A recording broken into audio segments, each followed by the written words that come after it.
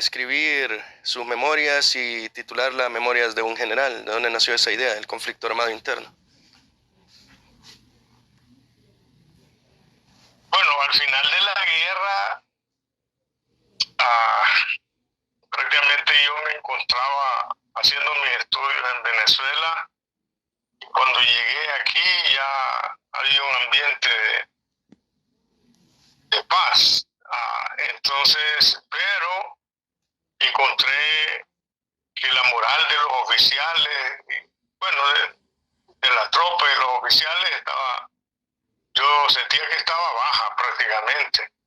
Se estaban desmovilizando los batallones de reacción inmediata y también los cuerpos de seguridad pública. Entonces se estaban reacomodando los oficiales en diferentes cuarteles, miles de soldados de baja. Y entonces dije yo, bueno, todo esto pues no se puede quedar así. El esfuerzo que se hizo, nosotros no somos un ejército perdedor, al contrario, somos un ejército ganador. Desgraciadamente la negociación política que se hizo no fue acorde al esfuerzo que miles de soldados y oficiales hicimos en el terreno.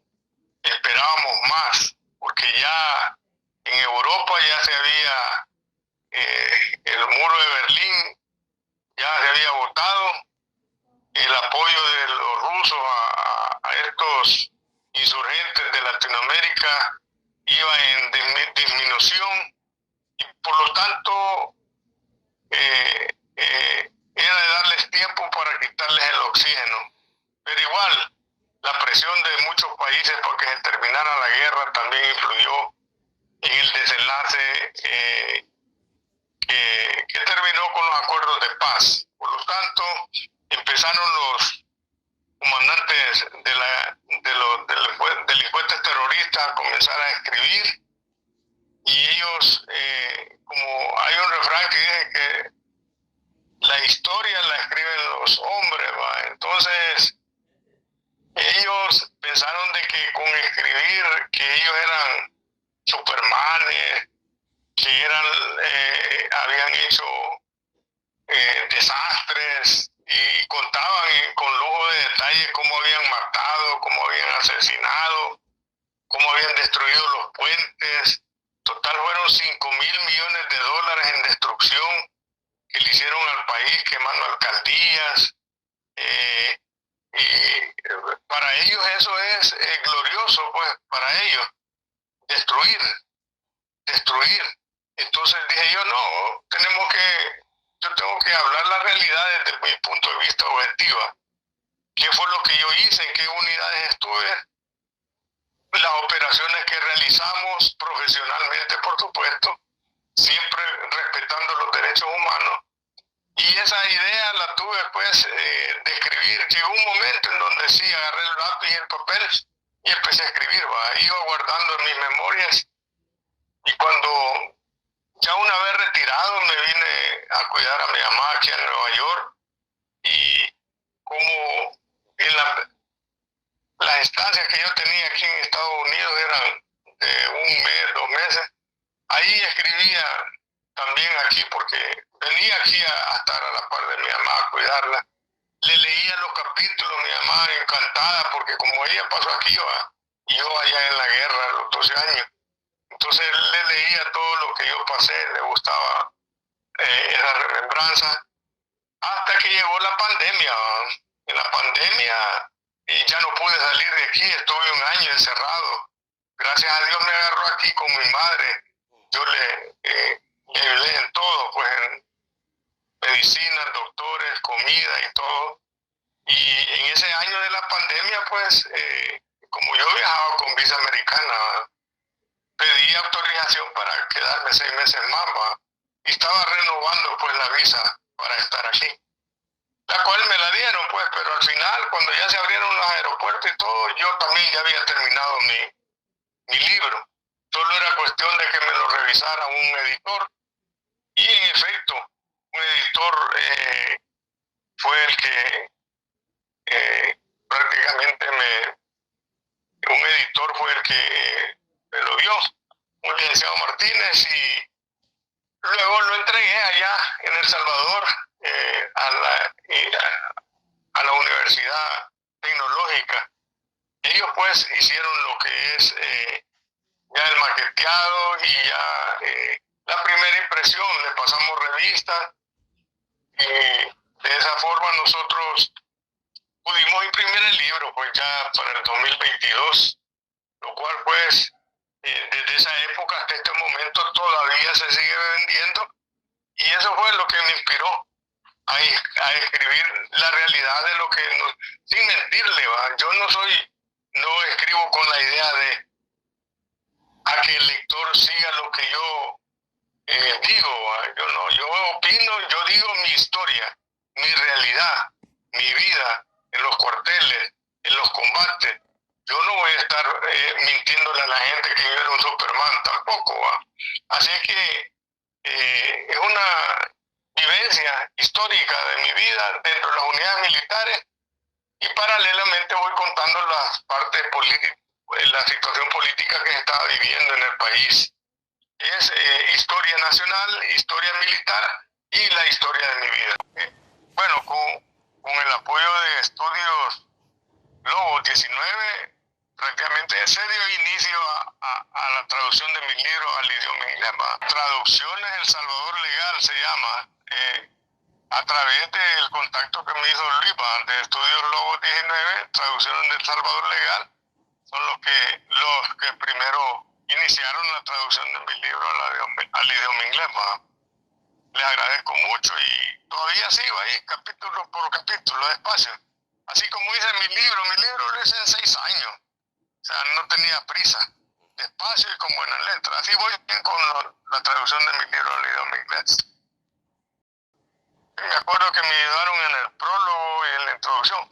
Luego yo seguí con la traducción aquí en Estados Unidos, ya por la distancia, ¿va? Entonces, pero sí, les agradezco el apoyo que ustedes tuvieron en el inicio en la traducción de mi libro, ¿va?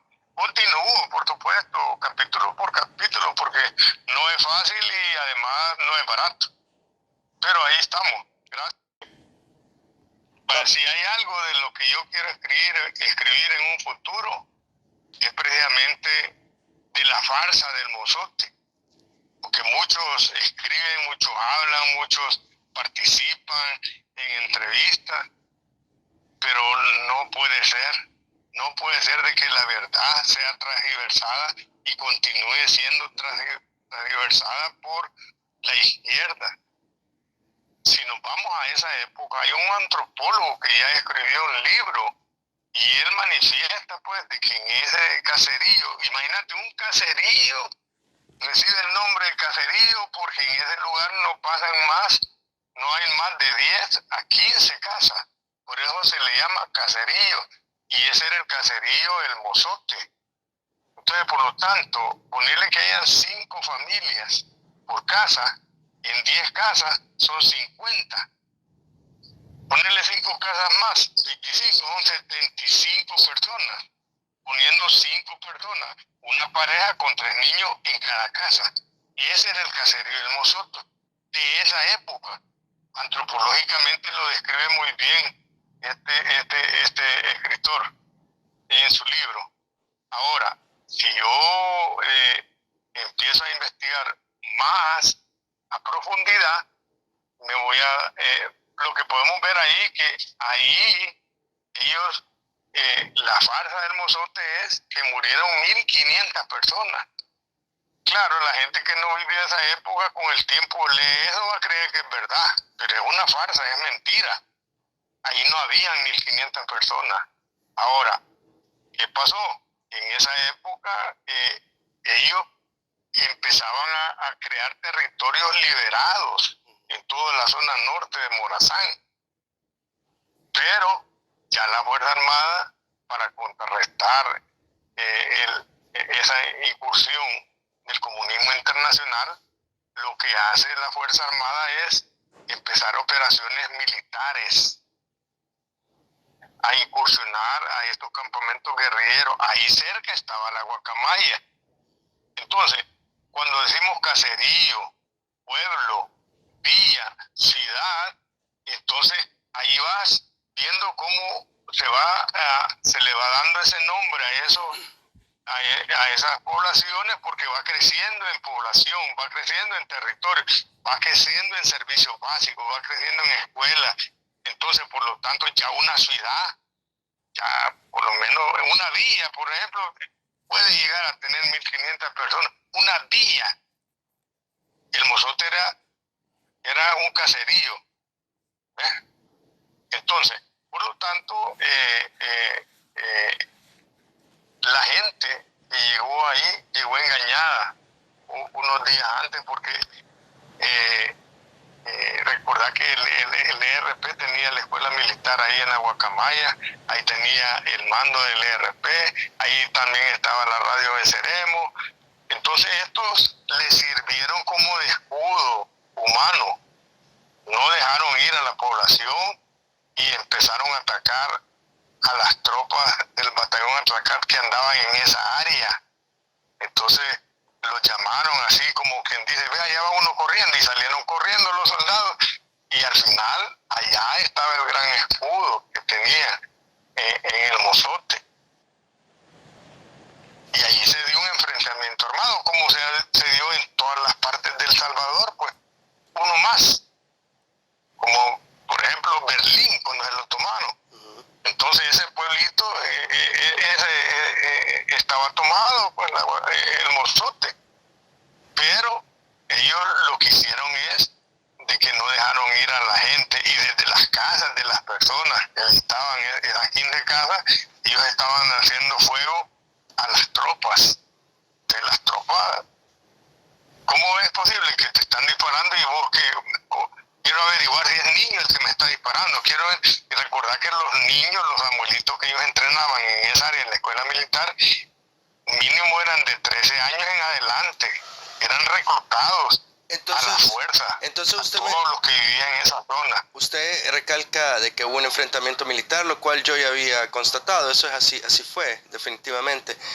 Y lo que usted está describiendo de la zona del Mozote también es así. La Guacamaya estaba a menos de 1 kilómetro del Mozote. Eso es cierto. Ahora, exacto. Entonces la pregunta es, ¿no hubo ningún exceso ni crimen alguno? ¿Es pura propaganda o...? No. Recordá que una vez pasa mira, estos asuntos ellos los aprendieron allá en Vietnam. Sí. Esto no es nuevo. Lo mismo se hizo ahí en Vietnam, en varios lugares, para acusar al ejército norteamericano de violadores de derechos humanos. Acusar al ejército americano que había una teoría de tierra arrasada, donde no dejaban ni un coche vivo, pues, todo, porque todo lo que quedara vivo era para apoyar al FMLN. Entonces, ellos trataron de hacer ver que nuestra Fuerza Armada, a semejanza del ejército norteamericano, estábamos cometiendo las mismas atrocidades. Ojo, porque después de eso ellos no enterraron los cuerpos, sino lo que hicieron es llevar todos los muertos de otros lugares, de otros frentes, a enterrarlos ahí, y empezar a llamar periodistas para que vieran la cantidad de muertos del Mozote. ¿Ves? Jugaron con la dignidad de los muertos, jugaron con la población, y así como ellos desde Honduras metieron periodistas hasta el Mozote. ¿Por qué no lo hicieron en otros frentes? ¿Por qué no lo hicieron en Chapeltique? ¿Por qué no lo hicieron en Ciudad Barrio? ¿Por qué no lo hicieron allá al norte de San Miguel, al norte de Chalate? Yo le tengo la respuesta. Precisan recordar que la teoría del ERP es vietnamita 100%. Sí. Por lo tanto, ellos la experiencia de Vietnam la trasladaron al norte de Morazán. Las trampas que encontraban ahí eran las mismas trampas que los vietnamitas usaban con los norteamericanos. Y lo mismo nos hicieron a nosotros. Caímos en varias trampas norvietnamitas que ponían ellos. Por lo tanto, esa manipulación político-militar del Mozote es creación de los demonios dirigentes del ERP. Joaquín Villalobos, Onás, Jorge Meléndez y varios más ahí del ERP. Toda la comandancia del ERP la verdad en estos momentos. Dos preguntas. Eso es una mentira y por lo tanto creo que voy a en mi próximo libro se va a llamar La farsa del mozote. Gracias, Luis, por haberme incentivado a escribir otro libro. Sí, está bien. Dos preguntas de eso entonces, dos preguntas de eso. Una, el principal blanco ha sido Monterrosa. ¿De verdad Monterrosa estuvo ahí o no? ¿Por qué el gobierno, la Fuerza Armada, etcétera, no hizo una campaña adecuada para contrarrestar esto? Porque definitivamente yo nunca he visto una campaña de calidad para responder nada de esto. Ya, lo que pasa es que los mandos del momento y todos son los que tenían que haber tomado la iniciativa, y la asesoría americana incluso nos hubiera dicho, mire, esto mismo sí, lo hicieron ellos allá en Vietnam y hubiéramos podido parar a tiempo. Era fácil tomar el control del mozote por 3 meses, ¿ves? Y darle cristiana sepultura a todos los muertos, tanto de la guerrilla como de la población, porque ahí recordad que murieron población civil, soldados, y ahí también hay cadáveres de soldados, no vas a creer que no están ahí. Así es. O sea, que hay de todo. Sí. Pero ese fue un cementerio clandestino que fueron haciendo después del enfrentamiento armado del mozote. Ellos fueron creando un cementerio clandestino en ese lugar. Entonces, volviendo al tema, a la pregunta, ¿cuál fue la pregunta? Repetida. Lo de mi coronel Monterrosa estuvo ahí porque él no era porque todo esto se enmarcó dentro de la Operación Rescate, pero él no era el que dirigía la Operación Rescate. Bueno, lo que pasa es que como siempre había que culpar un líder de gran renombre al que le llevaban hambre, que era mi coronel Monterrosa. O sea, la pregunta clara es, ¿estuvo para usted él ahí o no estuvo? Para usted, ¿cuál es su respuesta de eso? ¿Estuvo o no estuvo en ese evento? No. Hay otros mandos que son los que se encargan, que cuando no esté el comandante, el que sigue, pues recuerda que hay una cadena de mando. Ah, ok. Y entonces, incluso pudo haber sido un comandante de sección, pues el que estuvo ahí. Sí. Un oficial con 45 soldados. No necesariamente un coronel va a estar al mando de una sección. Sí. ¿Me entendés? Y recordar que cada unidad lleva un eje de avance. Todo eso es materia de investigación, ¿me entendés? Exacto. Para descartar de que hubo una masacre, que es mentira, es una farsa. Por lo tanto, el libro se va a llamar La farsa del mozote. No había pensado en eso hasta ahorita que vos me estás entrevistando, pero no está mal escribir algo de eso y empezar a investigar. Bueno. Y meter preso a los responsables que crearon eso, porque incluyendo a todos los magistrados de la Corte Suprema que quitaron la amnistía, porque con esos vetos lo han hecho, de San Miguel y de Morazán y de la Unión, fue catequizada por esos padres que creían en la teoría de la liberación. O sea, ellos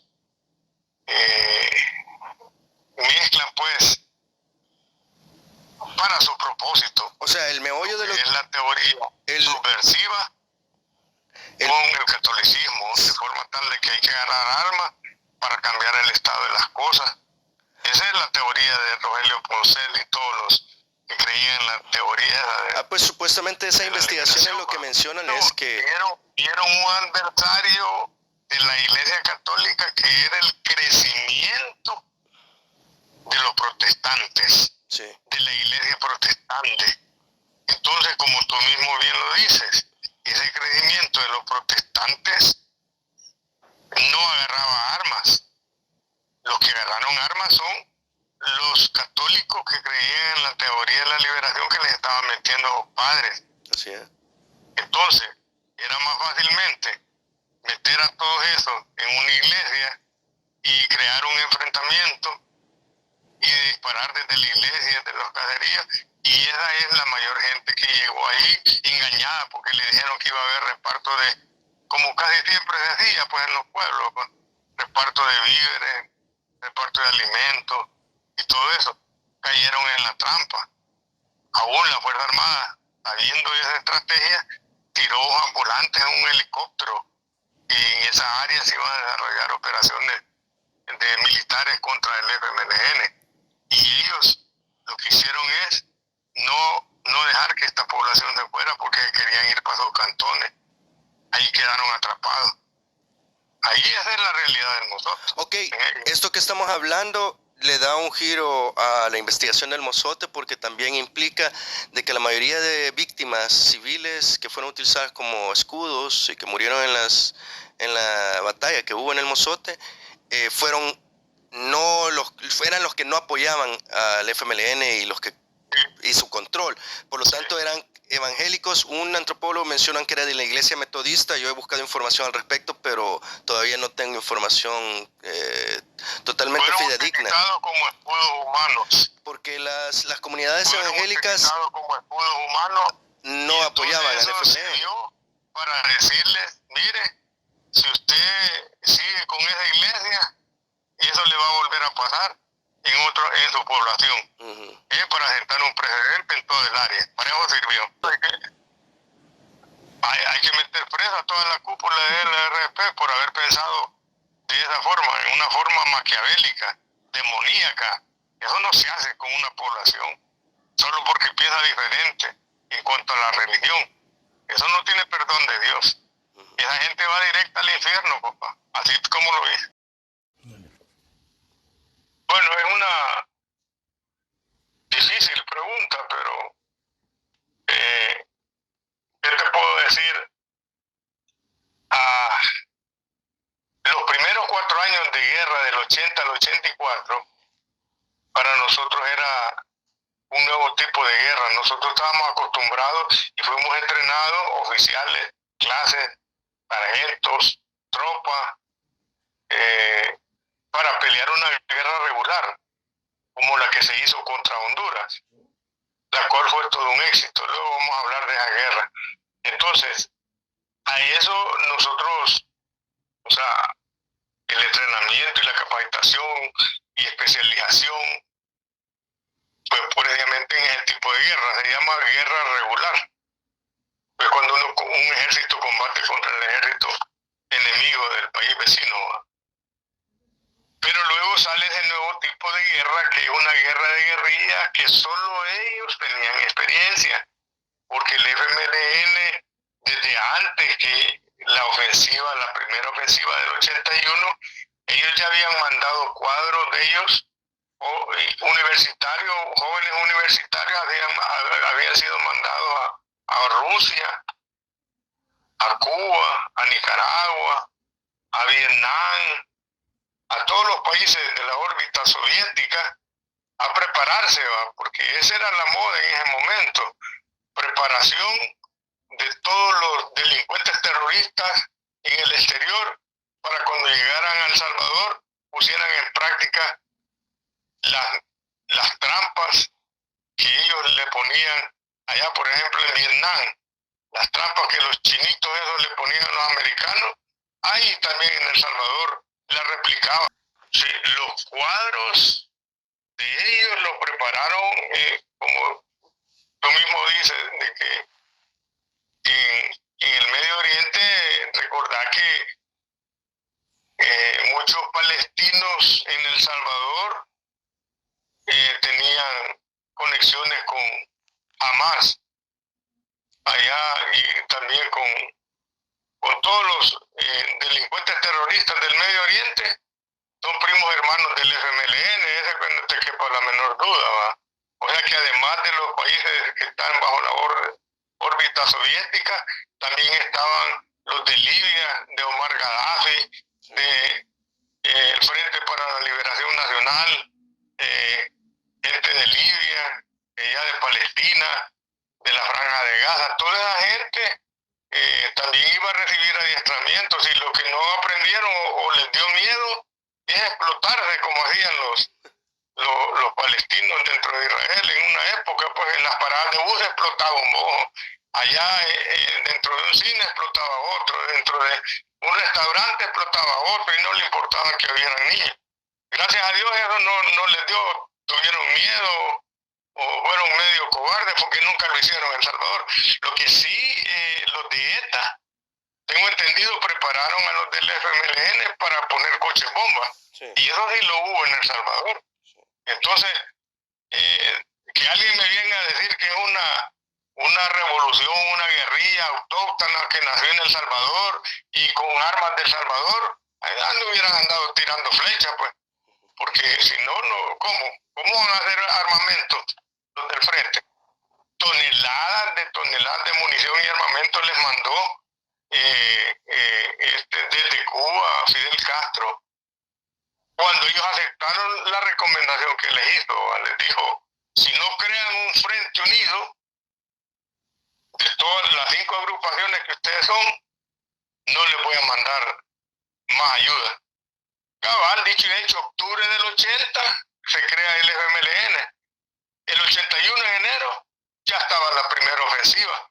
Ya les había mandado toneladas de munición, armamento, pertrechos de guerra y hombres armados, mercenarios desde Nicaragua, desde Cuba, para esa ofensiva, la cual fue todo un fracaso.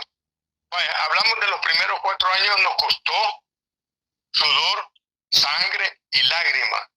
Muchos compañeros nuestros murieron en combate, oficiales, suboficiales, jefes, soldados, gente civil también que iba pasando por donde estaba el enfrentamiento. Pero eso es porque ellos nos atacaron, ellos iniciaron esa guerra. Por lo tanto, para nosotros era nueva. ¿Qué fue lo que hicimos? Bueno, adaptarnos al nuevo tipo de guerra. Ya después del último ataque que hicieron ellos en el Cerrón Grande, nosotros, para recuperar el Cerrón Grande, tuvimos que hacer operaciones helicotransportadas. A partir de ese momento, la Fuerza Armada retomó la iniciativa estratégica.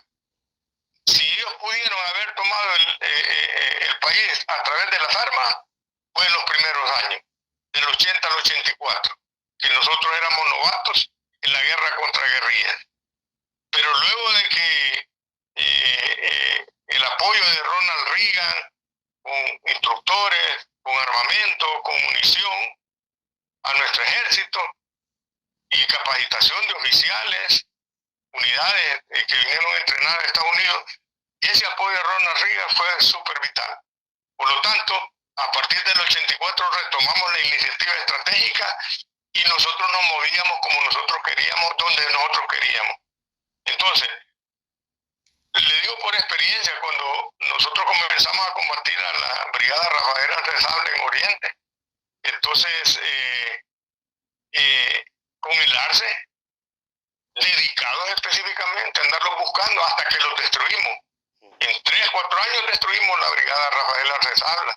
Y yo les puedo hablar con propiedad. Los países nos estaban diciendo, mire, la guerra ninguno de los dos lo gana, ¿va?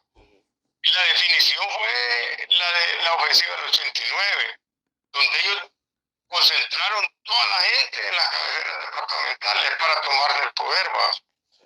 Porque ellos prácticamente era la última oportunidad de la toma del poder. Por lo tanto, una vez que no lo tomaron, no tomaron el poder, no tomaron el gobierno, y estas personas lo que hicieron fue presionar para que se diera la paz. Presionar para que se diera la paz. Por lo tanto, surgió una, ¿cómo le puedo decir? Una idea que favorecía a ambas partes. Entonces, que era que todos los crímenes de lesa humanidad, violaciones a derechos humanos por ambas partes, porque no lo podemos negar, pues hay gente que se nos salió del huacal a nosotros y a ellos, ¿va? Entonces, por lo tanto, es cuando se crea la ley de amnistía. Bueno, la muerte de los jesuitas, sin querer queriendo, podemos decir que ellos prácticamente, la sangre de los jesuitas fue la que motivó, fíjense, a presión internacional para que se terminara la guerra. Tras la muerte de los jesuitas, se termina la ofensiva y se crea, se impulsa pues lo que es la ley de amnistía.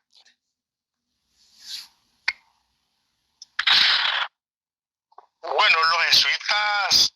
Es decir, después de la ofensiva, o sea, si no mueren los jesuitas, si no se da el crimen de los jesuitas y la ofensiva fracasa, también fracasa el FMLN totalmente, ¿o no?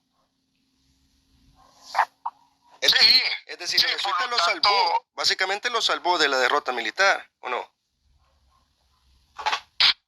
Sí, bueno, la presión, sí, en realidad sí, porque la presión internacional no hubiera sido para que se acabara la guerra, hubiera sido para que terminaran al FMLN militarmente. Entonces, a la muerte de los jesuitas, la presión internacional se disparó, pues, o sea, dijeron, bueno, ya ustedes dejen de matarse, ya es suficiente. Y bueno, son unos mártires prácticamente como que murieron por alcanzar la paz en El Salvador. Entonces, pero no me quiero meter a la muerte de los jesuitas, si fue bueno, fue malo y quiénes fueron, porque esa es otra tela que hay que cortar. Pero lo importante es que se dieron los hechos, se presionó para la paz. Bueno, se hacen los acuerdos de paz, pero ahí se crea la Comisión de la Verdad, la Comisión ad hoc, y ese fue un traje hecho a la medida por el FMLN, porque no hubo objetividad. Y así como se estuvieron expurgando a los oficiales, se debió haber expurgado a todos los comandantes de la guerrilla. Ellos no debieron haber participado en las elecciones, los líderes me estoy refiriendo. Y uno de ellos llegó a ser presidente. Y tenemos también ahí, llegó a ser presidente y se le acusa de 3.000 muertes. 1.000 de la población civil y 1.000 de la Fuerza Armada. Por lo tanto, la última ofensiva del 89, todos los muertos, los culpables son los del FMLN, por atacar a la población. Llegaron a atacar cuarteles, llegaron a atacar instituciones privadas, de gobierno. Entonces, ese es un ataque, pues. Y únicamente lo que hicimos como Fuerza Armada fue defendernos, pues. Mire, una pregunta entonces en ese, ¿por qué no se incluyeron los crímenes del Partido Comunista, PRTC, RN y FPL? Solo básicamente los del ERP aparecen en la Comisión de la Verdad. Bueno, ellos tenían que sacrificar a alguien, ¿va? El ERP es el que sacrificaron ellos, pero también ellos deben. Y los familiares de todos los muertos, ellos deben de ir a los juzgados y deben de poner la denuncia si saben quiénes son los que mataron a sus familiares. Hoy es el momento, porque ellos mismos, a través de triquiñuelas, a través de trucos, quitaron la ley de amnistía. Porque ese es otro tema que hay que tocar, que la ley de amnistía salvó a El Salvador de seguir ensangrentados. La ley de amnistía paró la guerra, porque les dijo la ley de amnistía, ustedes los responsables de todas esas muertes que dieron en este y otro lugar, quedan borrón y cuenta nueva, no los vamos a juzgar. Eso dijo la ley de amnistía. Entonces, por lo tanto, los comandantes militares, los comandantes de la guerrilla, firmaron la paz. O sea, la ley de amnistía fue básica para eso, para parar la guerra, para dejarnos de matar. Y después vienen ellos mismos, que fueron favorecidos con la ley de amnistía, y a través de trucos, que lo explica muy bien el coronel Alvarado en su libro, engañan a la población internacional, engañan a los organismos internacionales de derechos humanos y se hacen pasar como miembros del gobierno para que quitaran la ley de amnistía. Y la Corte Suprema de Justicia, a través de infiltrados, magistrados infiltrados que estaban ahí en la Corte Suprema, prácticamente anulan la ley de amnistía. Al no haber ley de amnistía que amparara a los comandantes militares ni a los comandantes de la guerrilla, empiezan los casos. Empiezan a decir quién es responsable de la muerte de esto, de la de esto, pero del lado del FMLN no aparece nadie que estaba preso, pues. Y si vamos a hablar de que vamos a meter de un lado, también vamos a meter del otro, pues. Sí. Y para eso fue que la ley de amnistía se firmó. Sí. Nosotros cumplimos con la misión, defender el territorio nacional y la soberanía nacional, aún a costa de nuestra vida.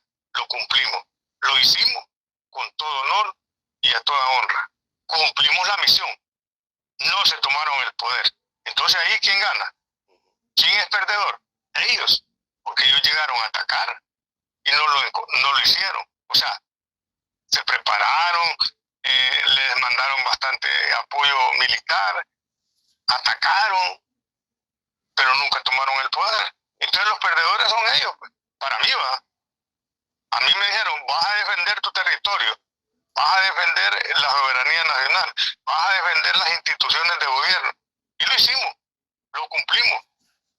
Ahí estamos todavía. Incluso la democracia que se está viviendo hasta este momento fue producto de que nosotros mantuvimos. Si no, ellos hubieran tomado el poder y lo primero que hubieran hecho ellos es fusilarnos. Si nosotros ni escribiríamos los libros, ellos estuvieran haciendo libros a diestra y siniestra y a su manera. Nosotros defendimos nuestra nación. Nosotros cumplimos la misión, por lo tanto, nosotros somos los vencedores.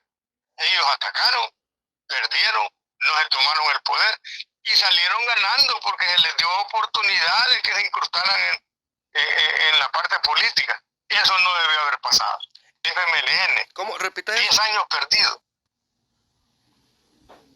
Sí, mira, ellos tuvieron la oportunidad de llegar al poder. Era el momento donde tendrían que haber puesto en práctica todo lo que ellos anhelaban cuando llegaran al poder, mas no lo hicieron. Entonces, ¿qué pasó? Esos 10 años en manos de ellos, la gente que apoyaba a ellos, son 10 años de oscurantismo. No se logró nada. No se logró nada. A comparación de lo que ellos pensaban hacer, pues, o sea, jugada sigue, ¿va? Hasta alcanzar el poder. Llegaron al poder, o sea, una derrota militar la convirtieron en un triunfo político.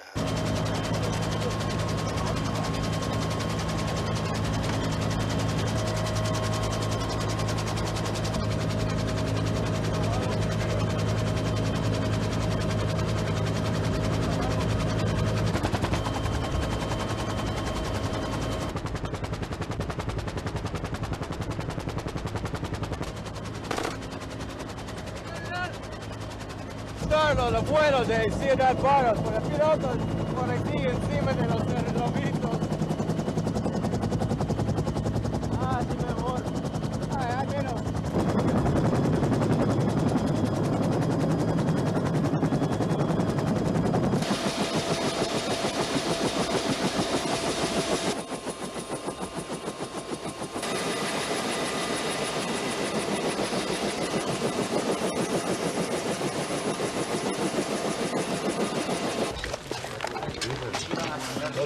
A la par a 1 kilómetro. Hay varias teorías de la muerte de mi coronel Monterrosa. En realidad era un líder nato. Yo tuve la oportunidad de conocerlo, incluso fue el padrino mío cuando yo ascendí a teniente. Ahí en el Atlacat llegué a visitar a unos compañeros y me dijeron, miren, mi coronel también asciende en nuestra promoción. Vaya, búsquese un padrino. Usted es mi coronel. Entonces fue mi padrino de bautismo cuando ascendí a teniente. Él le tenía un gran aprecio, además de que era un gran líder. O sea, ese no andaba evadiendo ir a un combate, evadiendo ir a una operación militar. No, a él era un líder nato, un militar nato de los pocos, así como contadito con mis 10 dedos de la mano, o incluyendo los 10 dedos de los pies, bamba. Pero sí buscaron de todas formas cómo eliminarlo, cómo desprestigiarlo. En realidad él tenía un profundo amor por la patria y eso era lo que lo movía a él. Y eso lograba imprimir, él lograba internalizar su liderazgo. liderazgo con los oficiales, con los suboficiales, con la tropa, con los clases, incluso con la población civil. Si vos vas por todos los cantones de todo el norte de Morazán y de San Miguel, la gente lo quería y lo apreciaba, pues, porque era un líder campechano, no era un líder arrogante, como hoy hay cientos. Después de la guerra todos quieren ser generales. Pero bien, mi respeto para mi coronel Monterrosa. No, ahí es donde están, hay varias hipótesis. No pero tiene no me una. quiero meter a tocar las hipótesis. Mira, para mí que no, hombre, el helicóptero iba sobrecargado. Falla mecánica. Sí, para mí es una falla mecánica. Mira, ese helicóptero bajaron gente. Sí, sí. En la primera vez. Bajaron gente en la segunda vez, porque hicieron 3 intentos de salir. Y el piloto dijo, no, vamos sobrecargados, bajemos uno. No, bajemos otro. Y se estuvo bajando, o sea, total de que iba demasiado peso. Pero hay declaraciones, y así espero que descanse en paz mi coronel Monterrosa. Para mí, general, hay declaraciones de explosión. ¿Será verdad? bueno, una explosión interna dentro del helicóptero. ¿O es también rumor? Ya esa es una teoría conspirativa de que adentro explotó, pero ¿quién pudo ese explosivo? O sea, la pregunta No, mía, en la radio, o sea, entonces la pregunta es si fue una falla mecánica, ¿se cayó el helicóptero? ¿No explotó? Porque yo como no estuve ahí no puedo dar fe de nada, pero hay un montón de teorías, así como usted dice. Por lo menos 5. Bueno. No sé. Para usted la opinión es que falla mecánica. Sí, no, él iba sobrecargado. Okay. Iba sobrecargado. Okay. Demasiado peso y se vino abajo, pues. Okay. Tenemos que dejar descansar a mi coronel en paz. Esta cruel guerra, esta cruel situación que estamos pasando acá en nuestro país. Hermanos, de unos malos compañeros, de unos malos salvadoreños, que ellos, engañados, que ellos les pasaron por aquí por la mente, les contaron cosas, les contaron que iban a hacer castillos en el cielo, que se los iban a conseguir a costa de llevar en la mano un fusil para poder conquistar el poder, y que ustedes saben mejor que nadie que esa es la peor mentira que le pueden decir a un hombre, y especialmente a un hombre salvadoreño tan trabajador, tan honrado y tan valiente como es nuestro pueblo. La profesión de nosotros no nos enseñan sencillamente a matar, sino que a preservar y a conservar ese deseo de todo este pueblo, y no solamente de San Fernando, sino que de todo el pueblo salvadoreño, ese deseo tan grande como es el de la paz. Ustedes mejor que nadie se dan cuenta que ellos no quieren la paz. El hecho de botar el puente, no por eso nosotros no vamos a pasar. Aquí estamos. Entonces el mal es para ustedes. Ustedes pueden ver de una manera más objetiva, más real y más clara quiénes son verdaderamente el enemigo del pueblo. Están padeciendo de hambre. De los vehículos tienen que pasar por acá. Hoy por las que son delincuentes, son las que se ponen en la calle con un fusil, con un machete, con lo que sea, cualquier arma, detiene a la gente y le roba la